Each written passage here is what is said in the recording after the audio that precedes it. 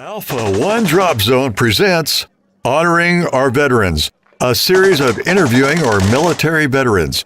Our purpose is to reconnect our country with our veterans and our history. Good afternoon. My name is Steve Gonzalez, Vice President of Marketing and Community Relations for Alpha One Drop Zone. We are the business that's presenting this expo today, and the best part of the expo is right where you're at right now. Looking forward to our guest speakers today. Our first speaker is Lew Smith. What I like about this, what they did for our country, cannot thank them enough, but the fact that we're friends. We have lunch, we eat together, we have milkshakes together, pie together, and so forth. So, anyway, welcome.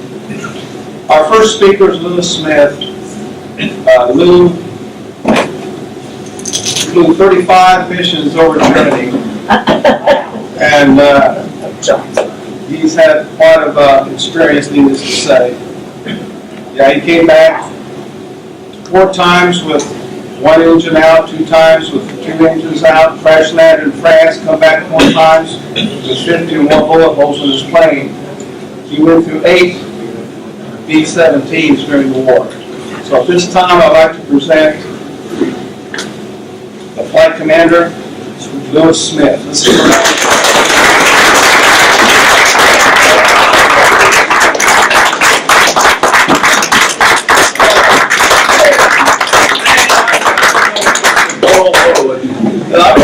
I'm delighted to be here, and I want to thank you for your kind applause, which I feel richly deserved, but seldom received. Man, after that introduction, I can't hardly wait to hear what I'm going to say.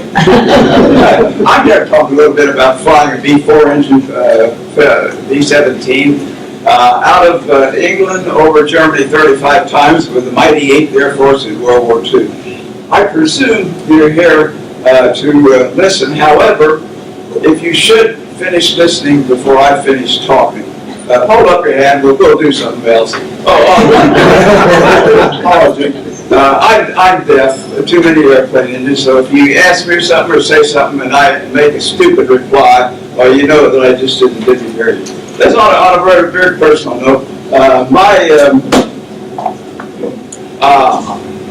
When I was going to Wichita, I'm nominated Wichita. When I was going to Wichita, North High, 1941. You all remember 1941, don't you? Anyway, one of my best friends, one of a young fellow named Tommy McConnell. He had 2 older brothers. When the war started, they all 3 went down and enlisted in the Air Force. They were accepted, went through flight training, and then they learned to fly B-24 bombers. Now, the B-24 is this one with a twin tail. Pretty good bomber, not nearly as good as the They learned how to fly 24s, and then they were sent to the Pacific to fight the war. Tommy, my buddy, was killed on his 4th mission. The older brother, Fred, was also killed during the war. So we honor their memory with, of course, McConnell Air Force Base. Speaking of B-24 bombers, there was a plant that built them outside of Detroit in a little suburb called Willow Run. This plant was a half a mile long, that's 9 football fields, a quarter of a mile wide, and by the end of the war, they were putting out 1 4-engine B-24 every hour, 24 hours an hour, built over 18,000. You know, B-17 pilots and 24 pilots were always in competition with each other. This was called the Willow Run plant. We B-17 guys, we always call it the Will It Run plant. I had another buddy at Wichita North High, and his name was Jimmy Jabera. He was a little short guy, loved to talk, he was real animated, and when the war started, he also went down and enlisted in the Air Force. He learned to fly fighter planes, and he flew B-51s out of England over Germany, and he, of course, his job was to protect the bombers. Jimmy was shooting down 2 German fighters, and when the war ended, he stayed in the service.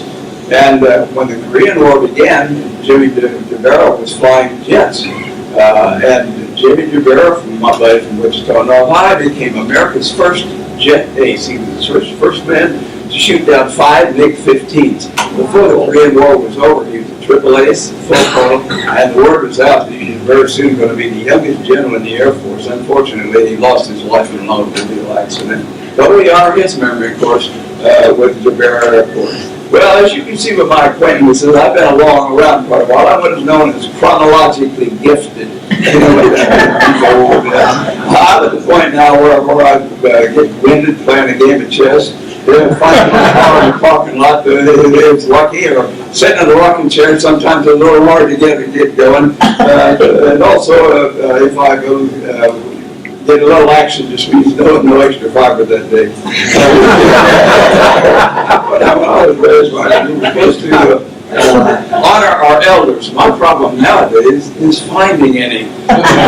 Basically, I've been thinking a lot about the hereafter. I walk into a room and look around and wonder, what in the world am I hereafter? Well, I got to admit, physically, things are down a little bit. But mentally, I'm just a thought was a shack. Okay, well, when the war started, I went down and enlisted, and they said, yeah, we want you, but you're too young, so they sent me home for a year. I went to Friends University and worked on my pre-optometry, and also worked second shift out of Beach. Well, sure enough, when I was 18, they got a letter and invited me in, went through flight training, then they sent me down to Roswell, New Mexico, where I had 3 months to learn how to fly a 4-engine B-17 bomber. Then the final phase of training was up in Rapid City, South Dakota. So they put the crews together. Each B-17 had a 10-man crew. Pilot, co-pilot, bombardier, navigator, radio man, engineer, and 4 other gunners. So we had 3 months to get acquainted with each other, learn how to work together as a team. Then they sent us to Lincoln, Nebraska, picked up a brand new B-17. They said, fly it to England, it's that away. So you go, he said, sign this requisition for the airplane. It's $300,000 you break with your mind. So we ended up in England at an airfield called Great Ashfield. It's about 90 miles north of London. Through our 35 missions there. John Keegan, a noted British historian, said that World War II was the largest single incident in the history of man. It was fought on 6 or 7 continents, all the seas, in the air, and before it was over, more than 50 million people died. 50 million. There was an area over there in central England, about the size of the state of Colorado. In this area, we had 40 bomb groups and 15 fighter groups. Also in this area, by the way, there were 700 airfields, 10,000 airplanes. So the traffic was horrible. Of course, there were a lot of mid-air collisions too. A lot of people lost their lives that way. As far as I was going to mention, we have 40 bomb groups and 15 fighter groups. Each bomb group had 4 squadrons. Each squadron had 18 B-17s and 24 crews. We always flew in formation and bombed in formation. When a group was flying, well, they put up 36 planes there. As far as my personal war goes, Steve mentioned this. I was a flight commander, which simply meant that I led a section of 6 B-17s or a squadron of 12. Flew 8 different airplanes because I kept bringing them back broken. 4 times we came back on 1 engine, twice on 2 engines. Crash landed once in France, and 4 times came back with over 50 holes in the airplane. Now, early in the war, the English had tried daylight bombing, and their losses were just atrocious. So they discontinued that, and they bombed only at night. Now, at night, of course, you can find a city or a section of the city, but you really can't do any accurate or pinpoint bombing. So we had this new bomb site, and we thought, well, we're going to do it in the daytime so we can see where we're aiming at and see if we hit. Well, unfortunately, our experiences were the same as the British. Our losses were horrible. Early in the war, only about 1 in 4 crews would be able to finish their mission. So it was a real problem. In 1943, in October, from the 8th to the 14th, we lost 162 bombers. That'd be 1,620 men, of course. And headquarters thought if we could keep our losses to 10%, they could easily replace that 10% and increase the number very rapidly. Well, the 162 bombers at that time was actually more like 20%. So we were literally losing the air war, so they discontinued bombing for a while. They decided what to do. There was a lot of people were talking, trying to get us to bomb at night, but they decided 2 other things. First, they changed our formation so we could better protect ourselves. Each B-17 had 13 machine guns that shoot the 50 caliber machine guns, so we did have some protection. But our major problem was our our fighter protection didn't have the range of our bombers. So, of course, the Germans weren't stupid. They just wait till our fighter guys would go low on gas and have to go back to England, and then they would decimate our formation. Well, finally, somebody came up with the idea, put some extra tanks on the P-47s, and we're getting a new longer range fighter, P-51. So when that happened, well, our losses were cut down quite a bit. But even so, the 8th Air Force took the percentage-wise, took more losses than any other military unit.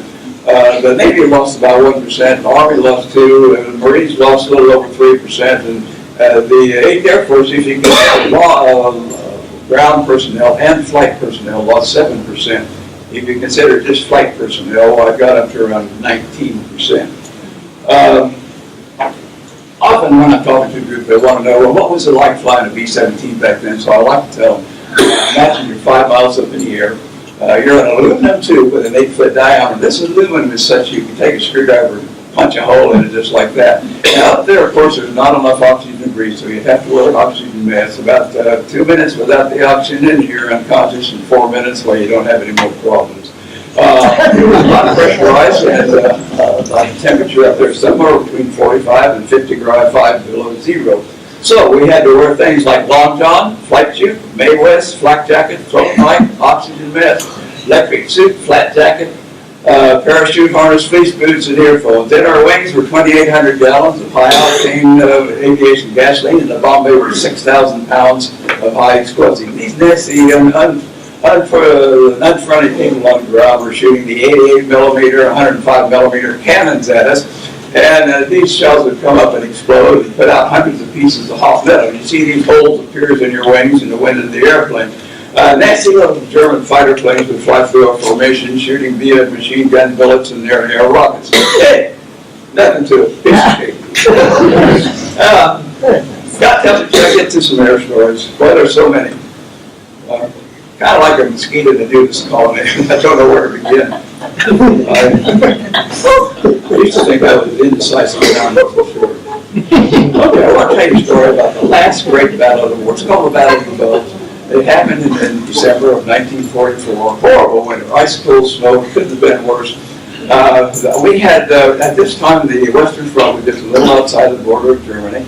And we had 4 divisions there. A lot of them were inexperienced people because the headquarters knew that there wouldn't be any action until spring.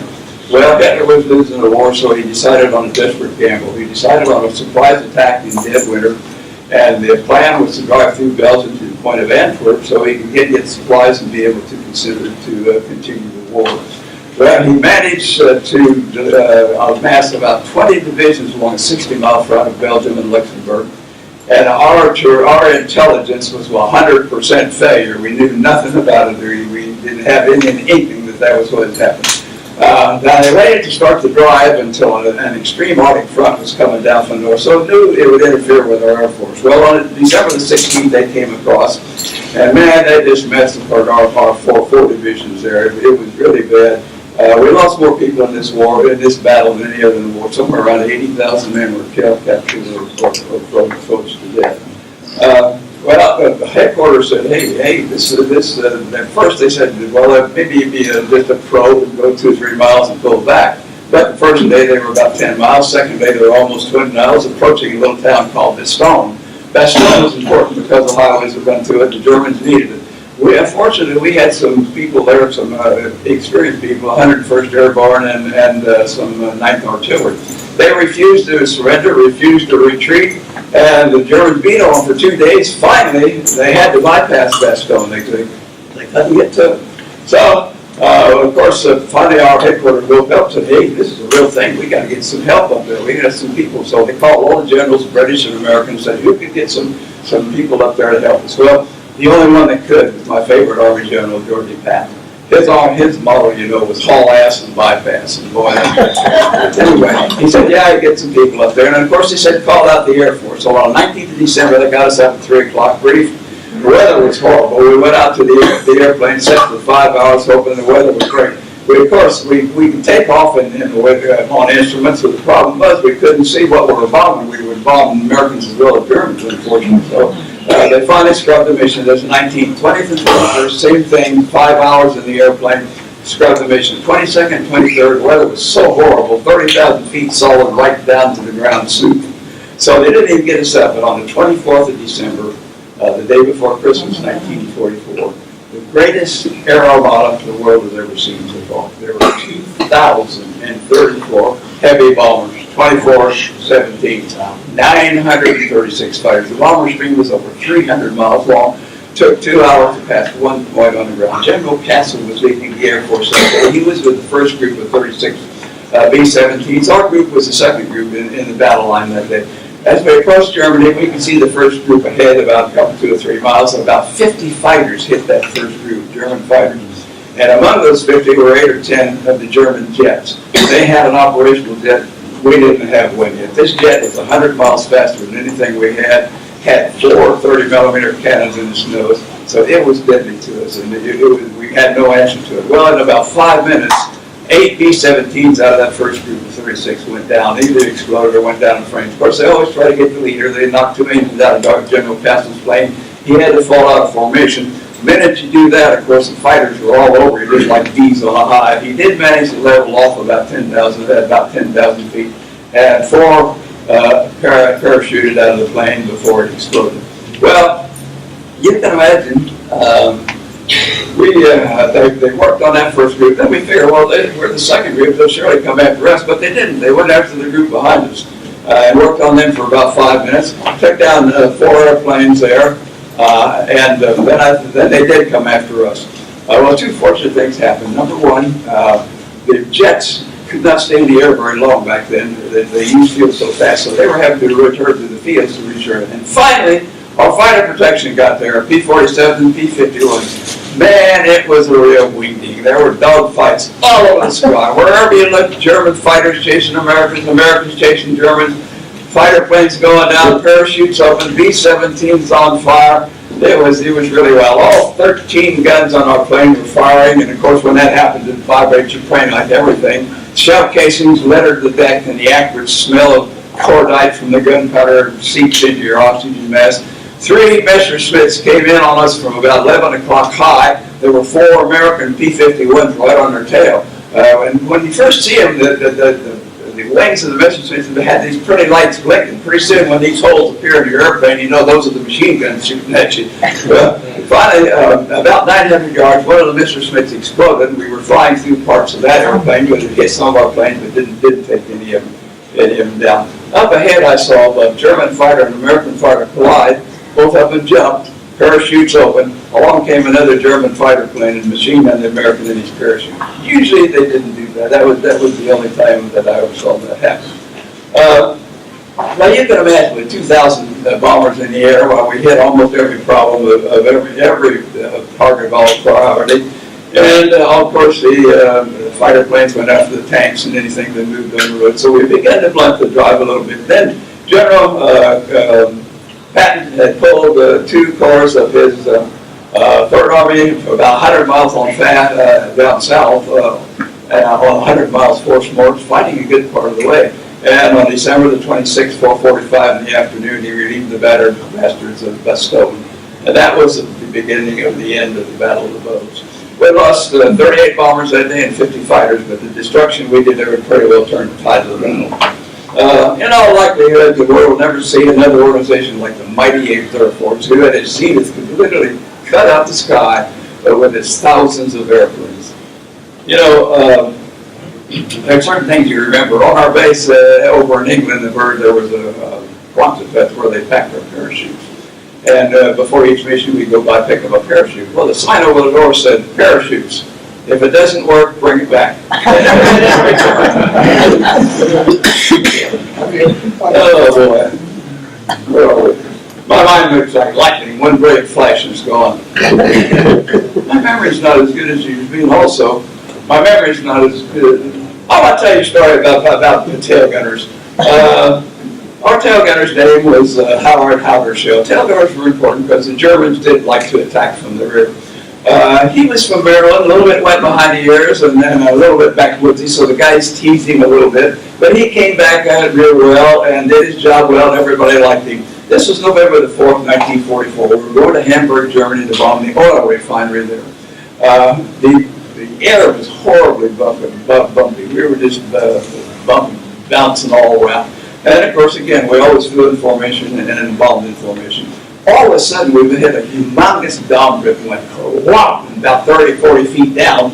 Everything in the airplane that wasn't tied down hit the ceiling and then come back down. Well, we have these big wooden ammunition cases, the 900 of these shells in it, and they were heavy. If they hit somebody, well, they could do some damage. So immediately I hit the intercom, and the crew pilot checked in, please, everybody okay? Well, and everybody checked in, except the tail gunner. Well, pretty soon I waited about 15, 20 seconds and hit the intercom again. I said, we called him Howdy. His name was Howdersfield. Howdy, you okay back there? Pretty soon his intercom clicked on. His voice was a little shaky. He says, Skipper, says, I got a little problem. He says, when we hit that last bump, I was using the relief tube. Now, the relief tube back then went out the bottom of the airplane. I was using the relief tube, and now an extremely important part of my anatomy is stuck to the gun barrel. Everywhere, 25,000 feet over the temperature's minus 55 degrees, anything damn, so stick to that ice frozen metal with a death-like grip, as you can imagine. Well, what came over the intercom was pretty interesting. All kinds of whimsical statements and good remarks and some unprintable advice. So finally I said, hey guys, calm down, wait a minute.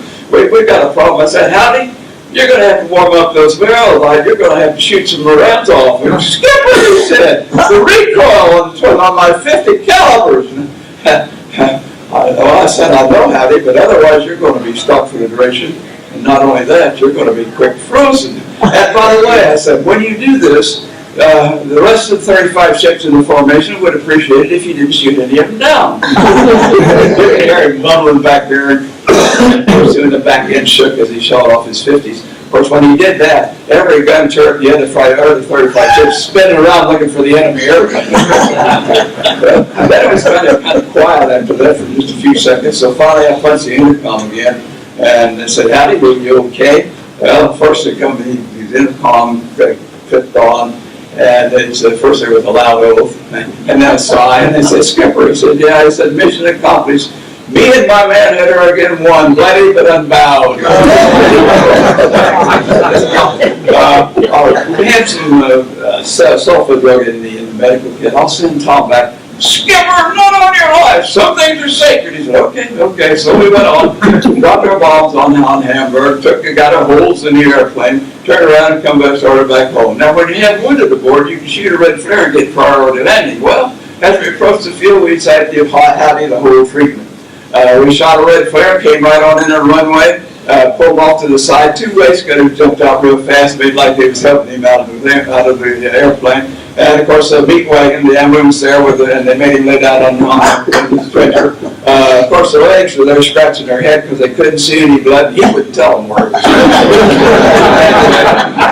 Took him to the hospital, treated him for 3 days, released him, came back to the crew, finished his mission. But he refused to sign an application for a Purple Heart because he was afraid somebody would ask him.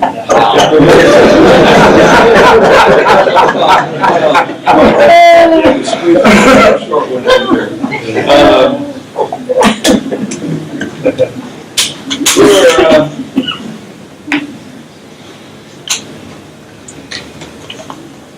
we were going to Berlin for the last time. We went to Berlin. I went 3 times. Bad place to go. Wouldn't advise it at all.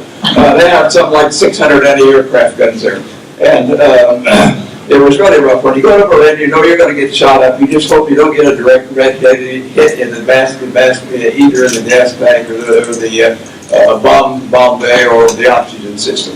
Well, if you're the first group over Berlin, well, it's nice and clear sky, but now we were the second group, and by then the anti-aircraft fire from previous groups just put a great crowd over the city. Well, when we turned on the bomb run, we entered the great crowd. Both of my wingmen were in place. On this particular trip, I was breaking in the new pilot whose character ordinarily, on a new first pilot, he would fly a second pilot, co-pilot, on it with an experienced crew for his first 2 missions. So I was breaking the new pilot, which I did fairly often. And my regular co-pilot was on my left-hand wing. Well, we entered the crowd, and of course, over the target, the bomb, the shrapnel was bursting and bouncing you around, so it took every bit of attention to try to keep the thing level for the bombardier to drop the bomb. But we dropped our bombs, and characteristically, we would then drop 500 feet real fast and try to take a pretty sharp turn right or left. And we did that, and I looked around. Neither one of my wingmen were there anymore, and I didn't know what had happened. But later on, I found out one on my right received a direct hit, blew up, nobody got out. One on the left with my co-pilot lost 2 engines over the target. Of course, they had to fall out of formation, and the fighters were all over them. Now, one of his engines on fire, so number one, he dove for a cloud cover down about 7,000 feet. And that saved him, by the way, they got into this, and that saved him from the fighters. Now, our orders were, with 2 engines out, of course, he didn't have a chance to get back in. So our orders were, if you can't, well, head east to the Russian lines. They were about 70 miles east. So they headed toward the Russian lines into clouds. Now, you can't maintain your altitude on 2 engines. You're going to lose it gradually. When they finally come out, they're right on the ground and crashed in. The airplane broke in 2, killed one guy, another guy lost his arm. My co-pilot had 4 back surgeries. And then, anyway, they did make the Russian lines. Russians and Polish officers, they were grotesque Poland, took them into custody, treated them pretty much like prisoners. But all but the one lived through, and it took about 70 days for them to get home. They first marched part of the way, and train, airplane, boat, and so on. By 7 days, I'd finished my missions and gone home, so I never saw him again over there. Well, we went to a reunion in Cincinnati here about 6 years ago, and he lived in about 60 miles north of there. I hadn't seen him since, so we drove up to see him. He wasn't at the reunion, and we had a great day visiting with him and his wife, and they had a neat puppy dog, collie dog that we really enjoyed. So I had a wonderful day. Since then, he's passed away. There's only one of my crews left beside me, my bombardiers up in Wisconsin. I got a lot more stories, of course, but I always think a talk like this ought to end the same day it begins. If I said anything I'm sorry for, I'm glad I did. I want to finish with a World War II poem, and it goes like this. You can always tell a gunner by his greasy hands and bacon steer. You can always tell a bombardier by his manner debonair. You can always tell a navigator with his maps and pens and such. And you can always tell a pilot, but you can't tell him much. Walker Benjamin once said, a wise man never misses a good chance to shut up. This is mine. Thank you.